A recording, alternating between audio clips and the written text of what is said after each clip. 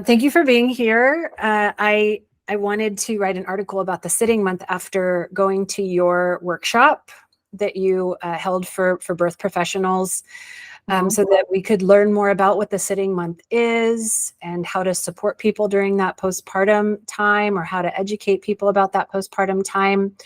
The sitting month being kind of a concept that is maybe more traditional in Asian communities in different Asian countries, but not so broadly known about here. And the more I learn about it, the more I think it would be so good if everybody really got that kind of care, at least in some modified way, because it can be so beneficial. And I think that we don't treat that time, that postpartum period, with enough reverence and care so that people get the full healing that is possible. I think a lot of times we have injuries and problems related to not having good postpartum recovery. So to me, this is a really important topic, and I loved your workshop. And so I asked if you would come talk to me about this for this article. So thank you for being here. And I'll just kind of introduce you real quick. Jane is an acupuncturist in my local area of Austin, Texas.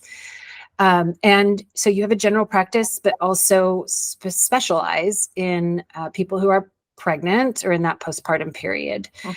So the kinds of issues that might come up there. So in your experience, what are the kinds of things people do visit with you most for?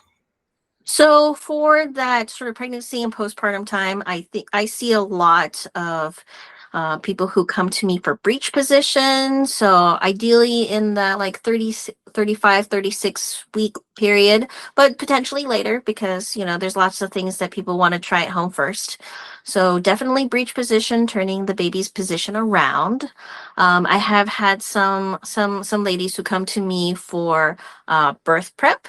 So for the month leading up to their due date, just something that can help them relax and sort of mentally put them in a good space to deliver their baby. And then on occasion, if it's the due date and the clock is ticking and they would like the baby to be born now, I've had a few who have come to me for just, getting that sort of last kick to get labor started. So kind of a spectrum of that, as well as a few cases of if there's back pain or morning sickness and they want to do something that isn't something they have to take in and won't interfere with the baby's development, then a little bit of those as well. Okay. Yeah, that was my first experience with acupuncture, was for morning sickness. I had severe morning sickness with my first baby, to the point where I couldn't even keep down water. And so I went to see an acupuncturist and started keeping down water and then food, and definitely carried me through the pregnancy. So I'm a big fan personally. So I wish everybody could get that kind of care. It was excellent care too. I mean, the time spent, the time that, acupuncturists tend to spend with their clients, is usually very peaceful and restful. And you take that time to do kind of the holistic care, which was definitely a huge benefit to me too. So I think that you're doing great work. Okay, so now specifically about the sitting month. So what's the basic idea? What is the sitting month? So like, how long is it? Who does it? Why? So the sitting month is basically the fourth trimester. It's around 30 to 40 days because when I say month, it's kind of based off the lunar calendar, so it can be closer to 40 days. And definitely that's kind of the rough benchmark. But, if somebody feels like they need that kind of support for longer, they can definitely go for longer if they want. I call it the sitting month. You may see it translated online as confinement, postpartum confinement, or things of that nature. But I feel like sitting month is a good one because the emphasis is on the mom's health, and for the mom to take it easy, do a great amount of sitting during that month, and to take care of them, of their health and of their body at that time. Okay. And, it does kind of align with the more Western idea of that postpartum recovery period as far as the time frame, because, most people go see their doctor. So most people in the United States are under the care of an obstetrician, and they get their final checkup at 6 weeks typically, right? Yep. So 42 days. And it's set up that way because most people get just that one visit, and they set it up to be at a point where most people have done the most of their healing by that point. And so that's usually when the doctor can say, like, okay, everything's good. You can go back to your normal level of activity and all of that. Right. So it does kind of align in that way. Now, what we do at that time is different, though. Here. Yeah. And it's kind of interesting because if you compare it to the recommendations for the newborn, they have you taking your baby to the doctor's office like a dozen times by that point.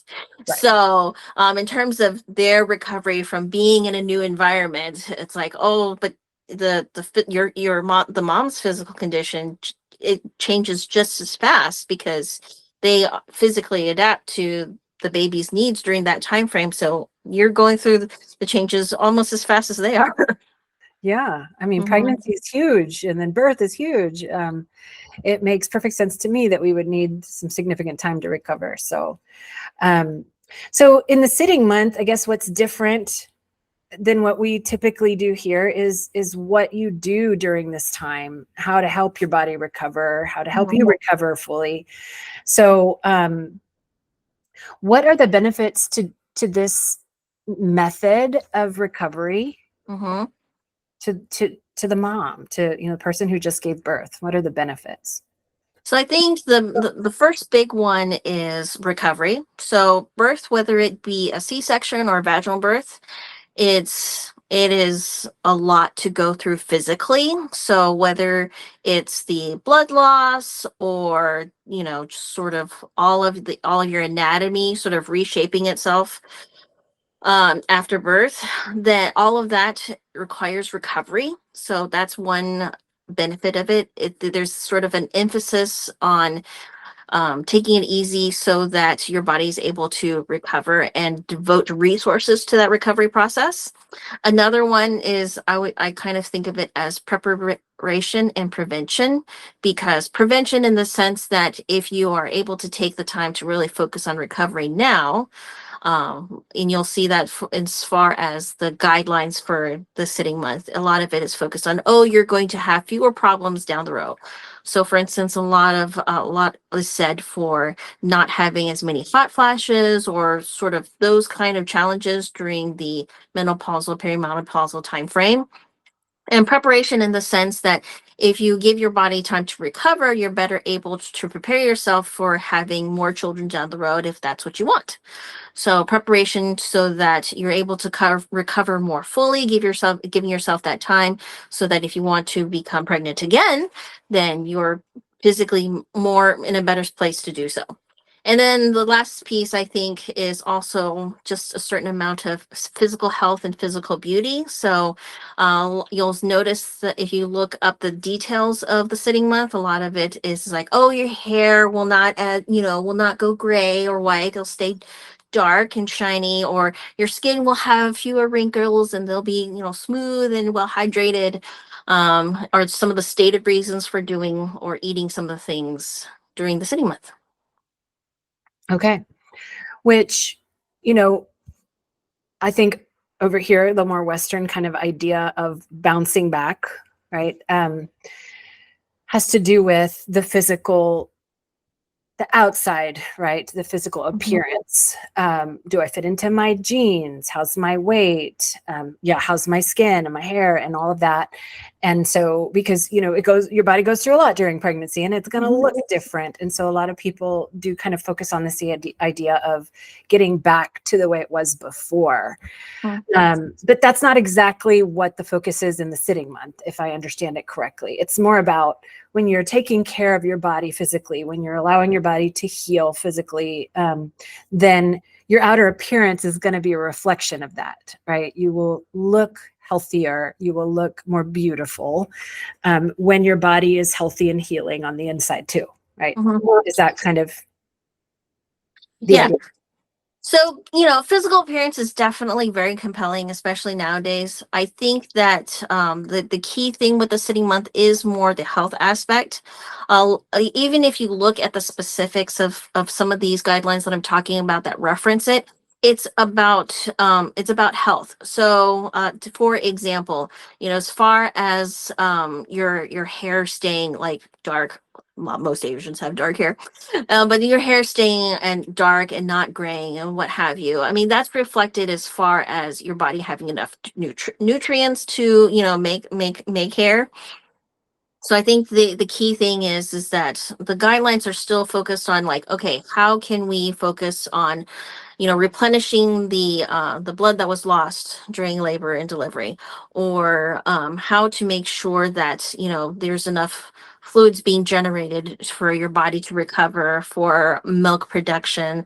Still more, definitely more health oriented, and being pretty is a nice side effect, and it is nice to be pretty, but it's, I think, definitely not the focus. I think that's something that just will naturally go hand in hand. But it is one of the reasons that they list on occasion for some of the things that they do.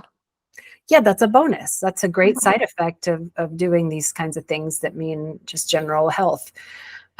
You can see that my graying hair, I did not do a good job of postpartum recovery. So this is especially interesting to me because I didn't do a great job of that. And so the prevention and all of that, even, so many people that suffer from, prolapse or diastasis recti, and then, maybe later in life, like you were saying with the menopause and perimenopause, more grays, more wrinkles, more hot flashes, also more incontinence and pelvic organ prolapse and things like that. And not that all of that can be prevented in all cases, but there's a lot of evidence that if we did a better job of resting and recovering in those early days and weeks, that Mhm. may get to prevent some of that stuff. So it's exactly in line with the things that you're saying. And so we could get into, so those are all excellent benefits. Mhm. So getting into the specifics, like what kinds of things are required, or what are kind of, you called them when I was in your workshop, the pillars, the basic categories of things that people Mhm. focus on during this sitting month to help them with the recovery. So what would those be? So if you look up the postpartum month, sitting month style guidelines, you're going to find a lot out there because there's a lot of regional differences. Like for me personally, my heritage is that I was born in Taiwan, so Taiwanese and Chinese style of sitting month practices is what I'm most familiar with, but obviously they do it in Korea and Japan, and there's definitely overlapping principles with Ayurvedic medicine because India is really close. So there's going to be a lot of variations, but I personally put it into three broad pillars, as in, first one is to avoid cold. So cold both temperature wise as well as energetically speaking. And the second one is to avoid physical stress. So physical exertion, keeping that to a minimum. And the third one is emotional, mental stress. And that's something I think people don't think about as much because it's not as obvious. But if you drive for a long time, you're really tired at the end, even though you've been sitting the entire time. So that kind of exertion is something to keep in mind with as well. So those are the three big broad categories. Yeah. And I mean, the emotional stress side of things, I think we hear about a lot of emotional distress here. Mhm. I'm talking about things like postpartum depression, postpartum anxiety. Mhm. That's something that people are a lot more aware of now than they used to be. It's Mhm. definitely there's an understanding about the importance of postpartum mental health, and Mhm. so it makes a lot of sense. Also, that there's a focus here in the sitting month on that, on keeping the emotional stress at a minimum. Um, okay, so when you're talking, let's starting with the first one where you're avoiding cold, right? So basically Mhm. staying warm. What kinds of things do you recommend? And I know that, when you're doing this, if you were in Taiwan or in China and you were doing this, like you were going all in, it might look a little different than what most of us can manage here. And so the basic ideas, the basic principles, and then maybe offering some suggestions that people could more easily do here without the same level of support that they might have if they were with someone who's familiar with all the practices. So for staying warm, what kinds of things might you recommend?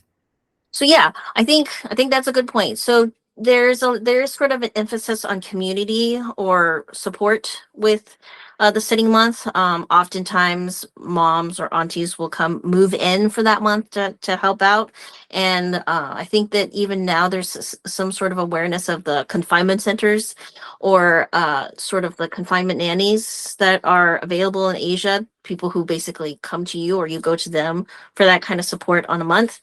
But there are still some principles that I think you can apply at home, and even if you have like minimal help, or if it's things that you can sort of keep an eye on your own. So in terms of cold, the key thing is so temperature wise, it's about an easy one would be avoiding ice in your water, or cold beverages from the fridge is definitely one piece of it. Traditionally, there's a lot of teas and soups, or if they're drinking water, it's at least room temperature, so keeping that relatively warm. And then, of course, ambient temperature is keeping that warm as well. So here in Texas, like currently it's 90 degrees Fahrenheit. It's really hot. So air conditioning is a necessity. Please don't turn it off. But putting it so that the temperature is set perhaps on the warmer side, or at the very least, the draft from the AC is not blowing directly on you.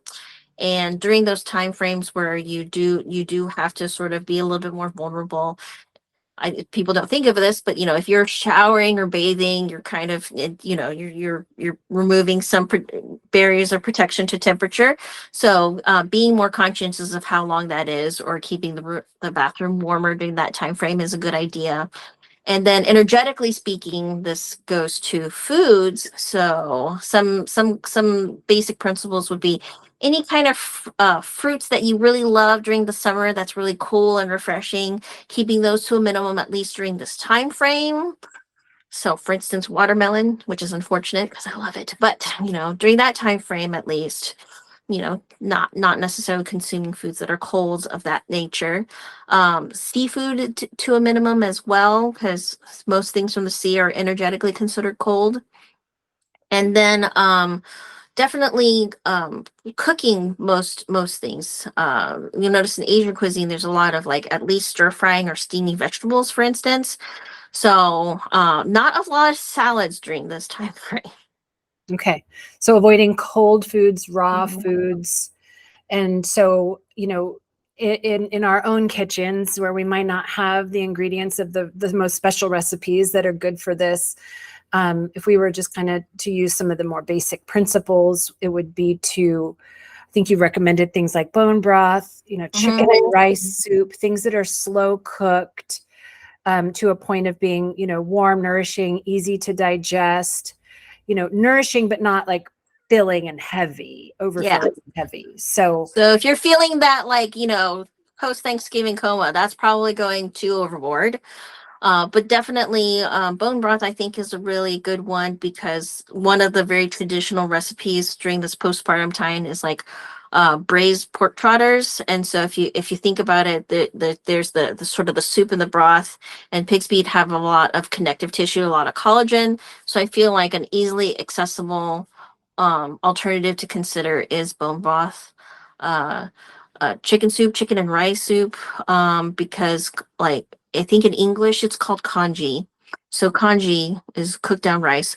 It reminds me a little bit of risotto as well. So something along those lines is really useful, because, as you said, it's nourishing and it's not too heavy. And so, and the nice thing is that you can prepare some of this in advance, and it's not something that you necessarily have to make fresh on the spot. So there's right. that kind of convenience too.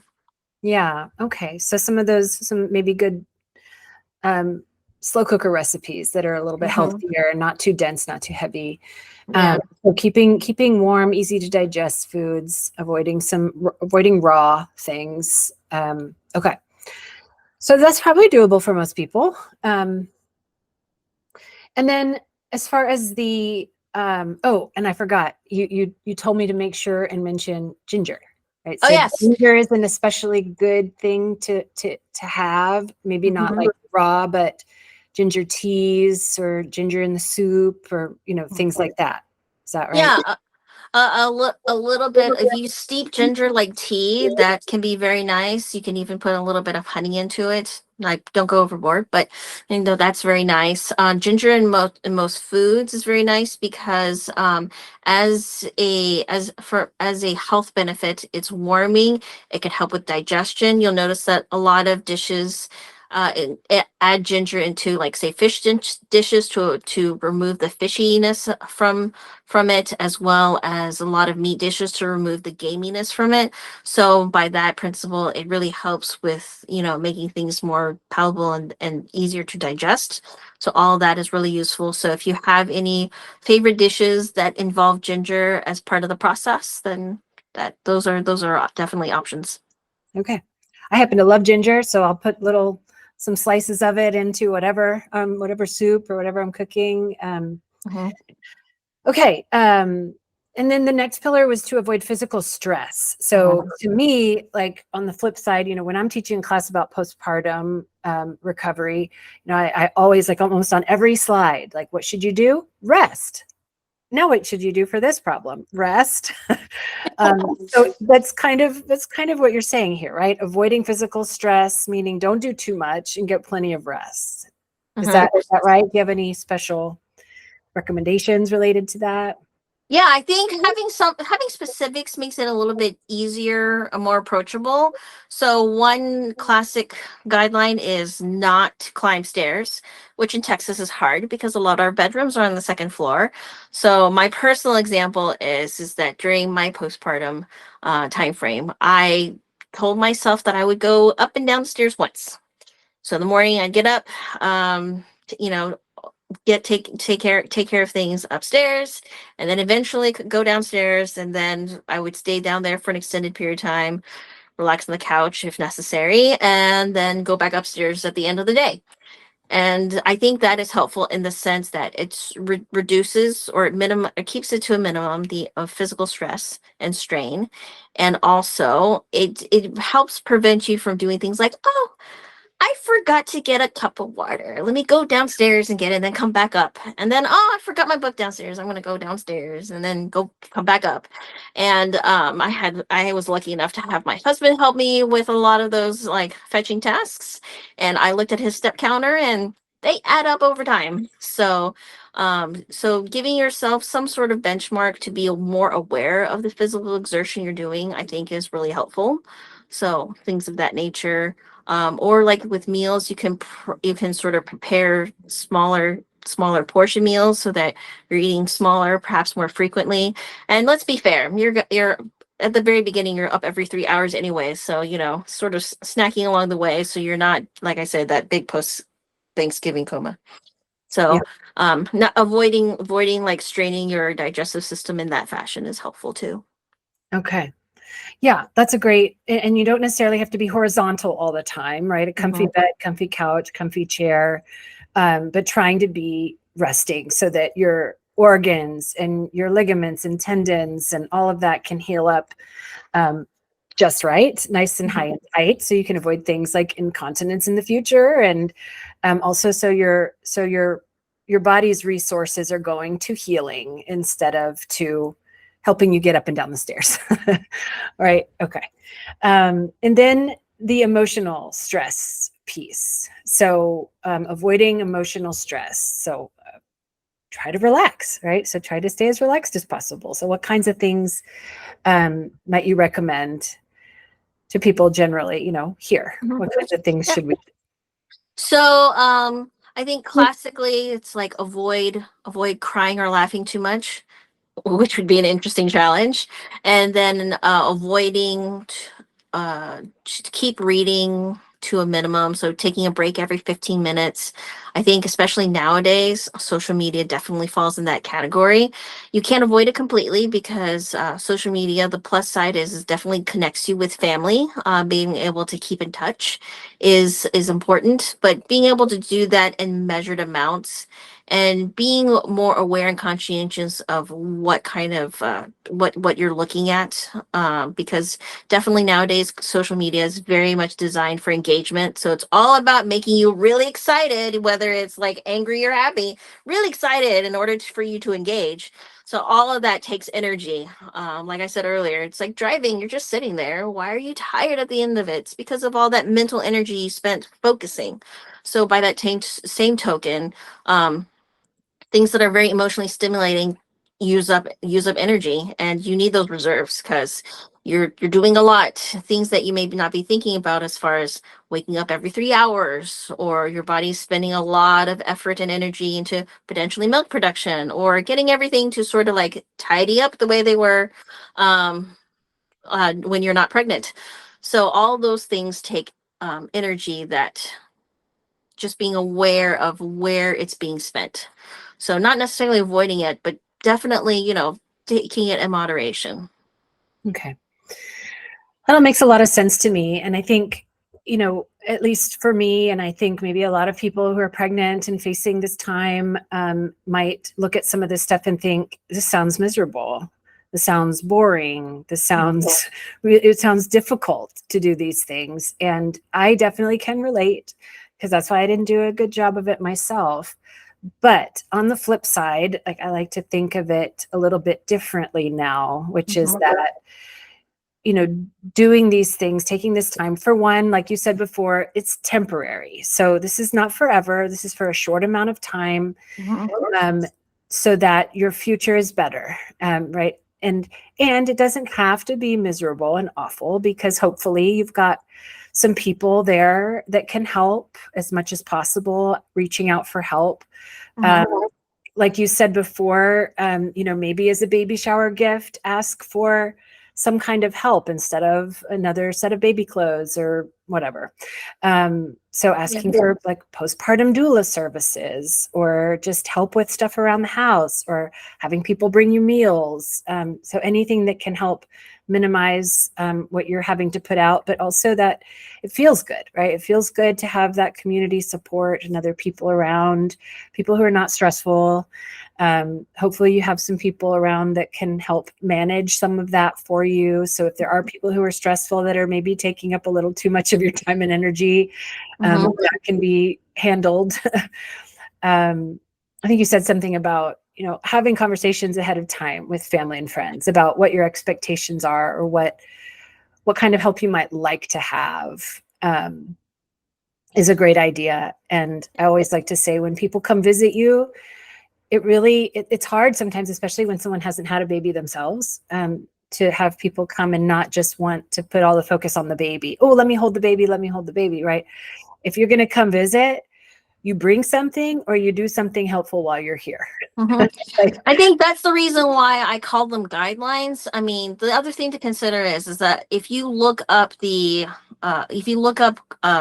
content about the sitting month, a lot of the, shall we say, rules were developed, a long time ago, before, central air and conditioning and all sorts of other things. So I think that guidelines for you to be more self-aware of what it is that you're doing, because I think that, especially with a lot of the current conversations about self-care, the needle has definitely swung in the direction where a lot of the focus is on the baby and the baby's care. Well, it's a package deal usually.